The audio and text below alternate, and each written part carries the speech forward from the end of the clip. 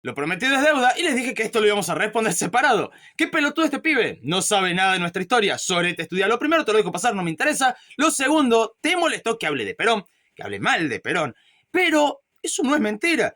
Y vamos a ver historia, ya que querés estudiar historia. Vamos a la historia de la mano de un peronista que no puedas decirme que no es peronista. De la mano de Perón. Así que como siempre, hola, soy Rodolfo, espero que tengan un excelente día. Arranquemos. Y tenemos que irnos a 1949. Donde se hace la reforma justicialista, una reforma constitucional. ¿Qué permite esta reforma? Bueno, entre otras cosas, la reelección de Perón. Algo interesante es que el artículo que permite la reelección decía, puede ser reelecto, algo así como lo de Formosa. Y recordemos que Gildo Infran es gobernador desde el 95. O sea, lo de una sola reelección se lo olvidaron. Empezamos por ahí. Igual, ahí van a tener el link con el video correspondiente porque esto ya lo hemos hablado en el pasado. Y a ver, puede gustar o no gustar, pero si el Congreso lo aprueba, es lo que queda. Ok, ¿y sería legal? Sí. Muy bien, y ahí es donde entra el problema. Para reformar una constitución por estas 2/3 partes del Congreso, lo que lleva a que en el Senado consiguieron las 2/3 partes. Sin embargo, en diputados consiguieron 96 votos de los 102 votos necesarios, transformando de esta forma esta reforma constitucional en ilegítima, cosa que se utilizó por parte de los militares para derrocarlo, pero ya vamos a llegar a eso. La cuestión que, vamos un poco más atrás, 1947, y hay dos fechas que nos interesan. Una es el 13 de mayo, pero la anterior es el 1 de mayo. 1 de mayo, un acto que hace Perón que dice de que una reelección sería peligrosa. 1947, 2 años antes de la reforma constitucional. Ok, esto lo dijo en un acto, el 1 de mayo, y un par de días después, Colón manda su primer proyecto, a lo que Perón se muestra en contra y el proyecto no avanza. Sin embargo, tenemos que avanzar en el tiempo un poco. 1948, un año después. ¿Qué pasó en ese año? No tengo idea por la cabeza de Perón, porque ya cambió de opinión. Creo que ha robado bastante en ese periodo y ha dicho, che, sí, me gusta estar acá, quiero seguir estando, así que ya no es peligroso si soy yo el que está. Así que sí, Colón, mandale derecho y dale fruta a una reforma constitucional que quiero seguir gobernando, que quiero seguir robando. Y así es como se impulsa la reforma constitucional que un año después se concreta. ¿No me crees que Perón era un chorro? Te lo puedo demostrar. 1955 se da el golpe militar. 1956 sale el informe de ley El Libro Negro de la Segunda Tiranía. Y antes de que me putes por este libro, quiero que escuches porque es importante. Este libro menciona muchísimas cosas, pero nos interesan dos páginas. Páginas 51 y páginas 52 del libro, ahí están. Lo cual muestra una de las páginas que tenía Perón antes de asumir como presidente. O sea, en su asunción, ¿qué tenía? Y la segunda muestra que tenía Perón para el momento del golpe militar. Porque esto es lo que se le decomisó por parte de los militares. Ok. Esto es interesante porque antes de asumir tenía un par de propiedades, deuda en las propiedades, no tenía mucho dinero, tenía su auto. O sea, una persona de clase media, media alta de la época. Ok. Pero cuando se fue, ¿qué tenía, che? Bueno, tenía 1200 barras de oro y de plata, tenía muchas piezas de marfil, tenía adornos y piezas de seda y cosas por el estilo. Tenía un avión, antes de que me olvide del avión, tenía más de 20 autos, entre ellos Ferraris y ese tipo de autos, ok, también de colección. Más de 211 motos, también de colección. ¿Se entiende? Piezas de arte y muchísimas otras cosas. Entonces, esto nos demuestra que su patrimonio creció exponencialmente. Pero, ¿y a qué se dedicaba? Sí, era militar y político, no era empresario, así que no habría cómo explicar este aumento. Sin embargo, sí trató de su apoderado explicarlo. Y fue, me lo regalaron. Ahí tenés el video completo para que lo veas detalle por detalle. Pero ese lo escribieron los militares, y tenés razón. Sin embargo, para entender por qué esto sí es verdad, tenemos que ir un poco más adelante en el tiempo, 1973, donde el Congreso, después de la salida de Cámpora y antes de la asunción de Perón, se puso a trabajar e impulsó la ley 20.530. Esta ley lo que impulsaba era devolver títulos, honores y bienes a Juan Domingo Perón. Ok, ¿qué devolvió el Estado argentino con la plata del contribuyente a Perón? Todo lo que el libro negro de la Segunda Tiranía decía que tenía. Todo. El peronismo decía durante décadas que eso no era lo que tenía Perón.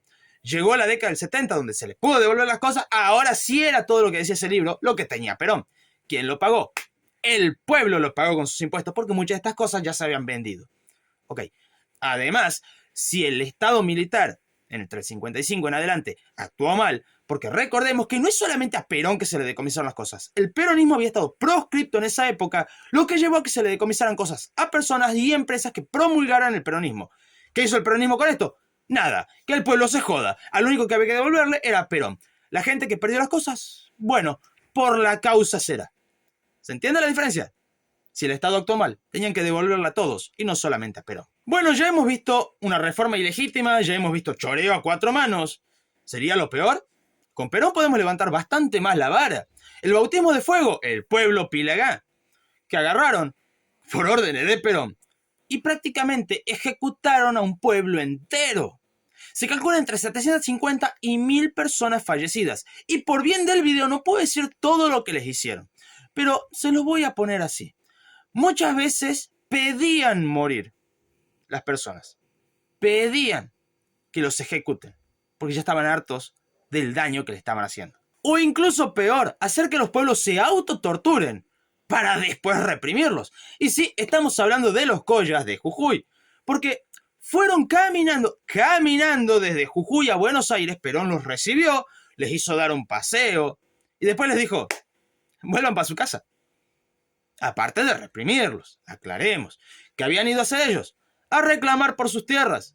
Pero no solamente les dio una patada en el culo, sino que se las dio para que vuelvan esos miles de kilómetros caminando. No, pero nosotros nos referimos a que Perón nunca tuvo que ajustar, Perón nunca ajustó, Perón iba por el pueblo.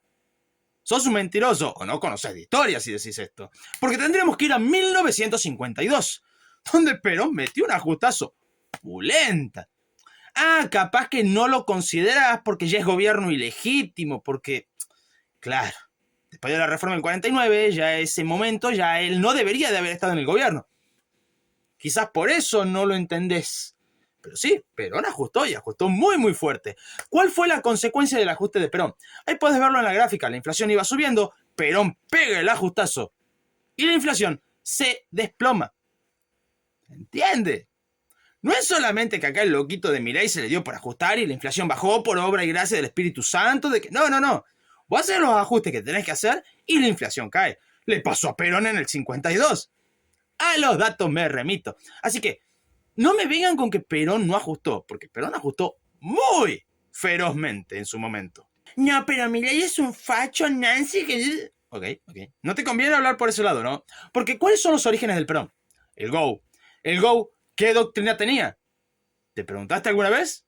Bueno, resulta de que el GO combatía 3 cosas, así que técnicamente ningún peronista de Perón debería de votar ni por casualidad a Kicillof, porque las cosas que combatía eran, primero, a la masonería, y no te estoy jodiendo, combatía a los masones.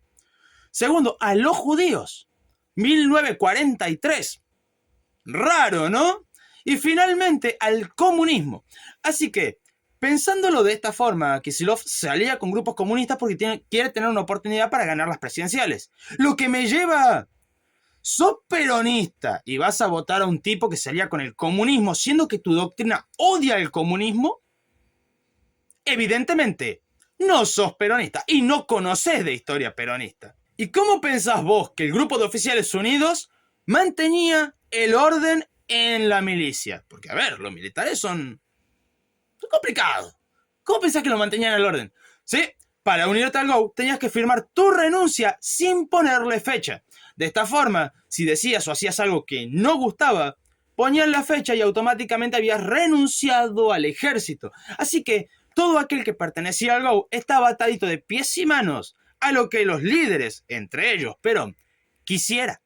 Ok, esto nos lleva a que él también fue parte de un golpe militar y él también fue, y esto escúchalo bien porque capaz que no lo sabías, fue vice de un gobierno militar, que cuando lo mandaron en cana, el 17 de octubre, el día de la lealtad peronista, fue para sacar a un vice de un gobierno militar. ¿Entiendes? Así que no rompan los huevos. Si te gustó, no olvides suscribirte, dejar tu comentario, y si quieres ayudar más al canal, puedes ver la descripción para ver cómo hacerlo. Muchísimas gracias a los miembros, y hasta la próxima.